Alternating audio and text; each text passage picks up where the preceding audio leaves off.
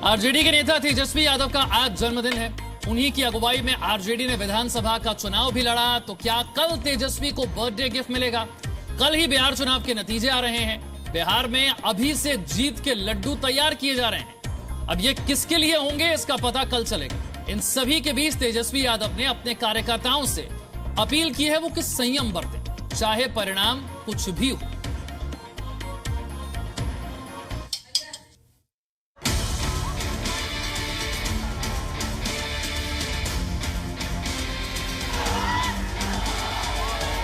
क्या आपकी बार आरजेडी की बहार? क्या अब की बार तेजस्वी का बिहार? बिहार में सुशासन नहीं, परिवर्तन। बिहार में कौन बात? बिहार में विधानसभा चुनाव के नतीजे 10 नवंबर को आएंगे। पूरा देश सबसे तेज नतीजे जी न्यूज पर देखेगा। बिहार की तस्वीर तब पूरी तरह से साफ हो जाएगी। लेकिन आरजेडी के खेमे में अभी से उत्साह है। कार्यकर्ता अब की बार तेजस्वी की सरकार की उम्मीद लगाए बैठे हैं। ऐसा इसलिए है क्योंकि कई एग्जिट पोल के नतीजों में महागठबंधन की जीत और एनडीए की हार हुई है।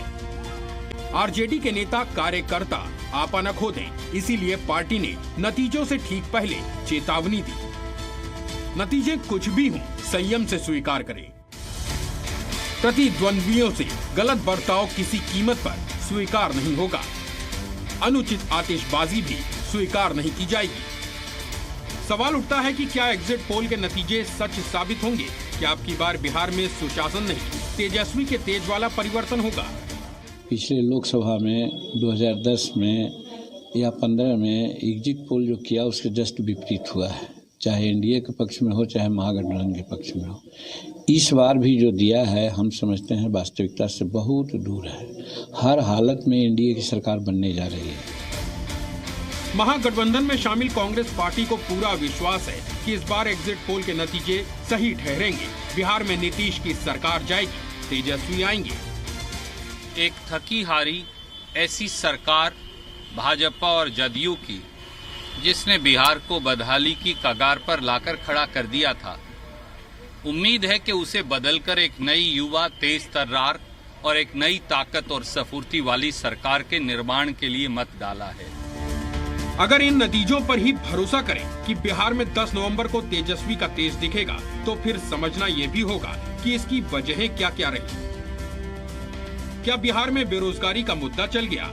क्या तेजस्वी का 10 लाख नौकरियों का वादा काम कर गया? क्या तेजस्वी की रिकॉर्ड 251 रैलियों और जनसभाओं ने करिश्मा दिखाया?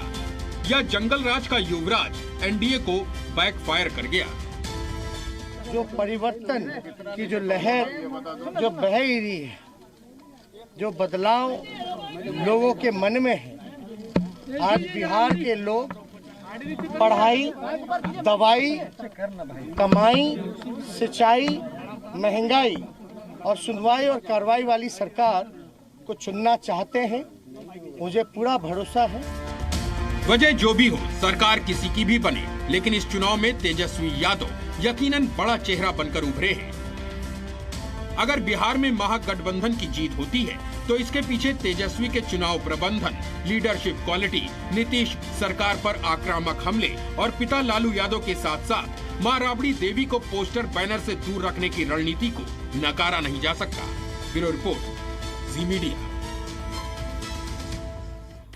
बिहार में चुनाव के परिणाम से पहले आरजेडी के नेता तेजस्वी यादव ने अपनी पार्टी के नेताओं और कार्यकर्ताओं को खास हिदायत दी है। तेजस्वी ने कहा है कि 10 नवंबर को चुनाव परिणाम कुछ भी हो, उसे पूरे संयम, सादगी और शिष्टाचार से स्वीकार करना है। अनुचित आतिशबाजी या फिर हर्ष फायरिंग, प्रतिद्वंदियों या फिर उनके समर्थकों के साथ अशिष्ट व्यवहार किसी भी कीमत पर स्वीकार नहीं होगा। 10 नवंबर को चुनाव परिणाम कुछ भी आए, आपकी राजनीति में केवल जन सुविधा और जन उत्थान ही हैं और रहेंगे।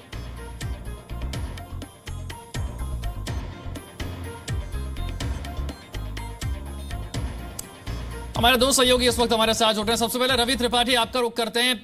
आरजेडी के खेमे में किस तरीके का माहौल है, कार्यकर्ताओं में किस तरीके का उत्साह दिख रहा है? आज तो जन्मदिन भी है और बेसब्री से इंतजार भी नतीजों का। जी बिल्कुल, देखिए विशाल में आरजेडी के दफ्तर गया था और दफ्तर में जो हालात दिखे, बड़ी शांति है, लोग कार्यकर्ता आ रहे हैं, खुशी सबके चेहरे पे दिख रही है, एक कहीं ना कहीं तसल्ली है सबको कि लग रहा है कि सरकार बन रही है। लेकिन जगदानंद सिंह जो बिहार राज्य के अध्यक्ष हैं, बिहार स्टेट के आरजेडी के प्रेसिडेंट हैं, उनसे जो हमने इंटरव्यू किया तो उनका कहना था कि हमने कार्यकर्ताओं को सबको कह दिया है कि ऐसी कोई गलती ना करें क्योंकि इसका फायदा विपक्ष उठा सके। जो उनके हिसाब से अभी से विपक्ष मतलब बीजेपी और तमाम लोग जो है जानबूझ के ऐसी चीज़ करते हैं जिससे बदनाम किया जा सके, तो बड़ी सावधानी से फूंक फूंक कर कदम रखा जा रहा है। कहते हैं ना कि दूध का जला छाछ भी फूंक फूंक कर पीता है, तो ऐसी स्थिति में आरजेडी को पता है कि कितनी बदनामी उनकी ऑलरेडी हो चुकी है और कितना डर है उनको लेकर। तो ऐसी स्थिति में ऐसी कोई गलती ना हो जिसकी वजह से कोई बदनामी हो। और कल नतीजों के बाद भी कहा जा रहा है कि जश्न तब बनेगा तब जब लालू जी जेल से बाहर आएंगे, तब ज्वाइंट जश्न बनेगा, तो सरकार बनने का जश्न और लालू जी को जेल से बाहर आने का जश्न, तो एक ही साथ जश्न मनाया जाएगा। कल वो जश्न शायद देखने को नहीं मिलेगा। होली और दिवाली एक साथ तब मनेगी जब लालू जी जेल से बाहर आएंगे। तो कार्यकर्ताओं में संतोष है, जो नेता हैं तमाम दफ्तर में आ रहे हैं, जा रहे हैं और चर्चा कर रहे हैं कि भाई उनका अपना आकलन आरजेडी का कहा जा रहा है कि 140 सीटों का है, तो गठबंधन को 140 सीटें आएंगी। तो हमसे भी कहीं ना कहीं उम्मीद कर रहे हैं कि हम उनको क्या बताएं, लेकिन सबसे बड़ी बात यह है कि आरजेडी के कार्यकर्ता तसल्ली में हैं और तेजस्वी यादव जो भी कह रहे हैं उनकी बात को आंख मूंद कर मान रहे हैं। ब्रजेश का भी रुख करते हैं। ब्रजेश, देखिए आरजेडी के खेमे में तो साफ तौर पर कहा गया है कि अभी संयम बरतें, परिणाम जो भी हो उसे शालीनता से स्वीकार करें। बीजेपी और जेडीयू के खेमे का हाल क्या है? एग्जिट पोल के आंकड़ों के बाद भी क्या कोई उम्मीद अभी बाकी है? देखिए उनकी दलील ये है कि 2015 में जब नतीजे आए थे उस समय सारे एग्जिट पोल, विशाल सारे एग्जिट पोल, यहां तक कि जो विरोधी खेमा था वो भी अपने एग्जिट पोल में बता रहा था कि बीजेपी की सरकार बन रही है, क्योंकि 2014 में नरेंद्र मोदी की पूरे देश में लहर चल रही थी। उसके बाद 2015 में बिहार में पहला चुनाव हुआ था और यहाँ पे उम्मीद यही थी, और जिस तरीके से भीड़ जुट रही थी नरेंद्र मोदी की सभा में, चुनावी सभा में, वो एकदम कहिए कि आंधी आ गई थी इस तरीके से। लेकिन जो नतीजे आए एग्जिट पोल में, तो सारे एग्जिट पोल बीजेपी की सरकार बता रहे थे, नतीजे ठीक उल्टे आए, यानी कि लालू यादव और नीतीश कुमार की सरकार बनी यहाँ पे। तो उनको अब भी ये उम्मीद है कि ये जितने भी एग्जिट पोल आए हैं वो उसी तरीके से होंगे, क्योंकि उनके पास आंकड़ा उनके पास है। और जो तीन खेमा बिहार में कहा जाता है, लालू यादव का अलग एक वोटिंग सपोर्ट है, नीतीश कुमार का अलग वोटिंग सपोर्ट है, बीजेपी का अलग है। और जो भी आमतौर पे बिहार में ये देखा गया है कि जब भी दो खेमा जो एक साथ रहता है उसकी सरकार बनती है। लेकिन यहाँ पे इस बार विशाल परिस्थिति थोड़ी सी बदली हुई है, क्योंकि यहाँ पे नीतीश कुमार का जो एंटी इनकम्बेंसी है वो चरम पे है। नीतीश कुमार को जो इनका जो विरोध है वो काफी है। इस वजह से माना जा रहा है कि नतीजे जो हैं, जो एग्जिट पोल हैं, उसी के हिसाब से नतीजे भी आएंगे। तो देखना काफी दिलचस्प होगा, लेकिन कोई अभी फिलहाल तो कोई हार मानने की स्थिति में नहीं है। विशाल, बहुत बहुत शुक्रिया ब्रजेश। और अभी आपका बिहार में किस खेमे में क्या माहौल है ये हमने आपको बताया। अब आपको तेजस्वी के बारे में बताते हैं, क्योंकि एग्जिट पोल के बाद सबसे ज्यादा बिहार में किसी की चर्चा हो रही है, तो वो कौन है? तेजस्वी यादव।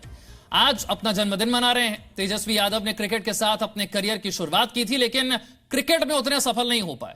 उसके बाद राजनीति में उतरे, 2015 में डिप्टी सीएम बने, और अब देखिए एग्जिट पोल के आंकड़े अगर चुनाव परिणामों में तब्दील हो गए तो फिर मुख्यमंत्री भी बन सकते हैं। मैं तेजस्वी प्रसाद यादव ईश्वर की शपथ लेता हूं कि मैं विधि द्वारा स्थापित भारत के संविधान के प्रति सच्ची श्रद्धा और निष्ठा रखूंगा। क्या मंगलवार को बिहार की राजनीति में आ जाएगा सबसे बड़ा बदलाव?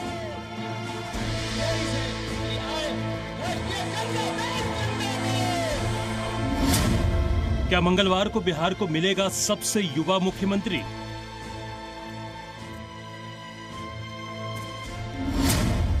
क्या एक असफल क्रिकेटर एक बेहद सफल राजनेता बन पाएगा? क्या लालू के लाल अकेले दम पर सबसे बड़ा कमाल कर पाएंगे? महीनों की रणनीति, हफ्तों तक ताबड़तोड़ रैली, सबसे ज्यादा 251 रैली, हर विधानसभा सीट तक पहुंचने की कोशिश। तेजस्वी यादव ने लगातार मेहनत करके बिहार की राजनीति को बदलने की पुरजोर कोशिश की है। अगर एग्जिट पोल नतीजों में बदलते हैं तो ये सच साबित हो जाएगा। लेकिन आज हम तेजस्वी की राजनीतिक नहीं बल्कि उनके जीवन से जुड़े कुछ पहलुओं के बारे में बताएंगे। जी हाँ, तेजस्वी ने राजनीति में आने से पहले क्रिकेट में हाथ आजमाया था। तेजस्वी क्रिकेट में करियर बनाना चाहते थे। तेजस्वी यादव झारखंड की ओर से रणजी खेल चुके हैं। इसके अलावा आईपीएल में दिल्ली डेयरडेविल्स की टीम के वे हिस्सा रहे हैं। क्रिकेट में ज्यादा सफलता नहीं मिलने के बाद तेजस्वी ने क्रिकेट को अलविदा किया और राजनीति के रण में उतरे। तेजस्वी शुरुआत में पिता और मां के साथ चुनावी रैलियों में जाते थे। फिर पहली बार विधानसभा का चुनाव लड़े, राधोपुर से जीते और 2015 में बिहार के डिप्टी सीएम बने। उस दौरान लगातार अपने बयानों और फैसलों से चर्चा में भी रहे। तेजस्वी लगातार युवा कार्ड खेलते रहे और इस बार चुनाव में रोजगार देने के नाम पर युवाओं को आकर्षित करने की पुरजोर कोशिश की। नीतीश कुमार जी का आखिरी और पहला प्यार है कुर्सी से चिपके रहना। नीतीश जी को बताना चाहिए कि वो बेरोजगारी कैसे दूर करेंगे। हम लोगों ने बताया है कि 10 लाख नौजवानों को रोजगार देंगे, लेकिन नीतीश कुमार जी को बताना चाहिए बेरोजगारी कैसे दूर करेंगे। वो कृषि जो क्षेत्र है, किसानों का आय दुगुना कैसे करेंगे। बेरोजगारी पे, पलायन पे, गरीबी पे, भूखमरी पे नीतीश कुमार जी क्यों नहीं बोलते हैं? तेजस्वी पर नीतीश सरकार में डिप्टी सीएम रहते हुए कई घोटालों के आरोप लगे। साथ ही बेनामी संपत्ति को लेकर भी वो जांच एजेंसियों के रडार पर आ गए। आईआरसीटीसी होटल और जमीन घोटाले के मामले में तेजस्वी के खिलाफ सीबीआई जांच चल रही है।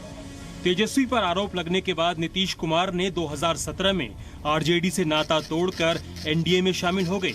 उसके बाद तेजस्वी की कुर्सी चली गई। करोड़पति तेजस्वी सोशल मीडिया पर काफी एक्टिव हैं। हालांकि क्रिकेट की वजह से उन्होंने पढ़ाई बीच में ही छोड़ दी। वो 10वीं पास भी नहीं है। विपक्ष इस मामले पर लगातार तेजस्वी की आलोचना करता रहा है। हालांकि एग्जिट पोल नतीजों में बदलता है तो ये तय है कि तेजस्वी के पास भले ही डिग्री ज्यादा नहीं हो, लेकिन राजनीति में शहमात का खेल अच्छे से जानते हैं। ब्यूरो रिपोर्ट, जी मीडिया। आरजेडी के प्रदेश अध्यक्ष जगदानंद सिंह तेजस्वी यादव के साथ मजबूती से खड़े। जगदानंद सिंह लालू परिवार के वफादार माने जाते हैं। इस बार आरजेडी के प्रचार की कमान जगदानंद सिंह के हाथों में थी। ऐसे में एग्जिट पोल के नतीजों को लेकर हमारे संवाददाता रवि त्रिपाठी ने जगदानंद सिंह से खास बातचीत की। चुनावी नतीजे से पहले हमारे साथ बात करने के लिए आरजेडी के अध्यक्ष जगदानंद सिंह जी हैं। पिताजी, एक चिट्ठी ट्वीट भी किया गया है और कार्यकर्ताओं को बोला गया है कि संयमित व्यवहार करने का। इसके पीछे क्या मकसद है? क्योंकि लोग एक डर फैलाते हैं कि भाई आरजेडी की सरकार आई तो बहुत डर हो जाएगा, आतंक हो जाएगा, उसको दबाने के लिए क्या समझाना? जी नहीं, हमारे कार्यकर्ता हमेशा संयमित रहते हैं। हमारे विरोधी फायदा उठाते हैं कि जब हमारे कार्यकर्ता 10 आदमी निकल करके प्रणाम आशीर्वाद की कामना से निकलते हैं तो ये विरोधी उसी में से किसी एक आदमी को घुसा देता है। कितनी सीट का अनुमान है सर? चूंकि एग्जिट पोल में तो 180 तक लोग गए हैं कि 180, 150, 160। आप लोग पार्टी की तरफ से अध्यक्ष हैं, आपका क्या आकलन है अपना? हमारा आकलन यही है कि भ्रमित करके चाहते हैं मशीनों में इधर उधर करना, चाहते हैं कि हमारे जो कल मशीन खुले, ईवीएम जिसको आप कहते हैं, उसके काउंटिंग के तरफ उनका कंसंट्रेशन हमारी पार्टी का न रहे। इसलिए हम लोगों ने कहा है कि हम किसी भ्रम के शिकार नहीं हैं। जब तक हमें अपने उम्मीदवारों के हाथ में चुनाव कमीशन नाम की संवैधानिक संस्था का कागजात निर्वाचन का नहीं मिल जाता है, तब तक हम विजय और जुलूस और आगे इस सब कामों को करने वाले नहीं हैं। Presenting V News app available on Google Play and App Store. Download it now.